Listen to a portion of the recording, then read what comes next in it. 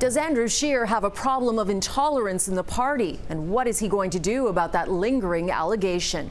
That is the essence of an article published today by Maclean's magazine. And it is turning out to be an ugly issue that is front and center in the upcoming campaign.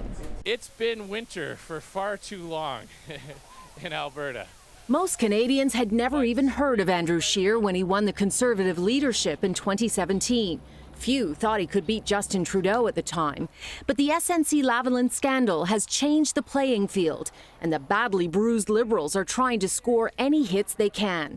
They're hoping it's by branding the Conservatives a party of racism and intolerance. The one tweet the Conservative leader won't change is the one of him attending the same rally as white supremacist Faith Goldie. Faith Goldie. She came in third in Toronto's mayoralty race, a vocal white nationalist with a far-right following. She attended the same pipeline rally in Ottawa after Scheer made an appearance. It has put the Conservative leader on the defensive. We will always denounce those who promote hateful ideologies while standing up for energy workers.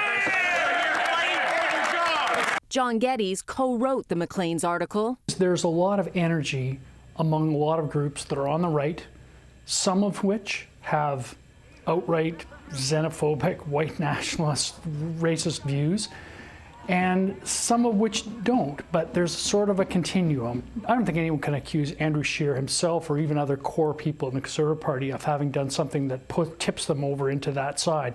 But on the other hand, they have been, for example, at events where those people are present. It puts Conservative politicians in a bind. They have to distance themselves from the views of a Faith Goldie and yet not alienate their supporters. Ontario Premier Doug Ford ran into the same dilemma after posing in this picture with Goldie after becoming Premier and faced intense criticism for not immediately denouncing her. What does Andrew Scheer have to do to distance himself from these allegations of having white supremacists, racists, Islamophobes, homophobes in his party?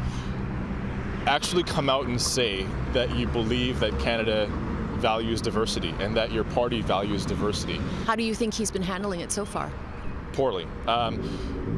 Every time that he's asked about this, there's just a tremendous amount of waffling that takes place. Jason Leader is a Conservative strategist who worked with Stephen Harper. This is a desperate Liberal Party that's desperate to change the channel from what they don't want to talk about. Failures on the economy. Everybody's disappointed in Justin Trudeau. We saw what happened in the Alberta election. A party, a desperate party for re-election, a desperate party trying to save the furniture, tried these same attacks on Mr. Kenney, and he won a big majority government. But are extreme alt-right attracted to the Conservative Party? Does the Conservative Party need to do more to denounce the Faith Goldies that are out there? Yeah, I think that's a great question. So I've heard Mr. Scheer on at least 4 or 5 occasions over the last couple of months clearly say, I've got no truck and trade with this group. I don't want any part of them. I don't want them supporting our party. I'm not interested in it at all. And I think he's done a very good job of that, and I think he's going to have to do that more if Mr. Trudeau is going to continue to sort of throw out these smears.